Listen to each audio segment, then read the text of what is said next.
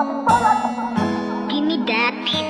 Negosyo o kalayaan, kaya mo sarili pumili ka. Malapit na halalan, dapat natin siguraduhin na ang ating iboboto ay hindi natukurap. Lalo sa mga tao na mahiling magpanggap, diretso kotong na sigago, saglit ka lang nalingap. Tapos pag nanalo na tayo ay tablado na, di ka na papansinin. Di ba ka aliado ka?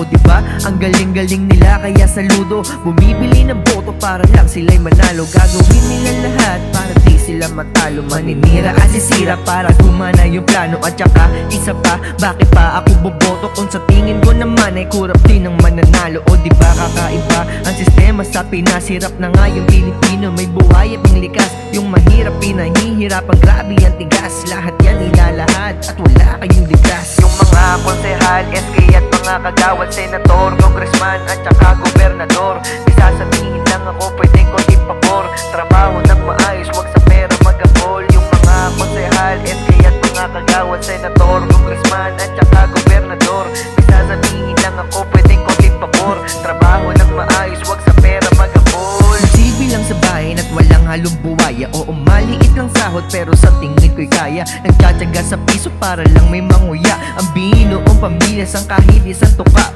O di ba pag nakikita mo sila'y nakakaawa, pagmasdan ang paligid, iyak dito daming luwa. Yung mga nakaupo, ano pa bang ginagawa nyo? Kilusan nyo na para di sayang ang boto. Yung mga tao sa inyo binuhusan tiwala, yung pera ay palamuti at huwag kayong timawa. Malinis na trabaho at bubuhos ang biyaya, makikita yan ng tao, sigato hindi ng duga. Simple lang na tao at galing niyang makisama, humihiga sa kama nang walang halong konsensya. Magsisilbi sa bayan pagkagising sa umaga, ganyan ang aming hanap, itatak nyo sa memorya. Mga konsehal, SK at mga kagawad, senator, congressman at saka gobernador, isasabihin lang ako pwedeng konting pabor.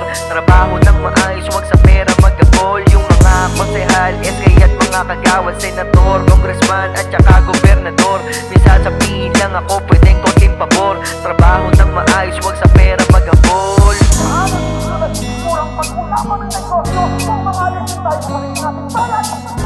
Give me that beat. Negosyo o kalayaan, kaya mo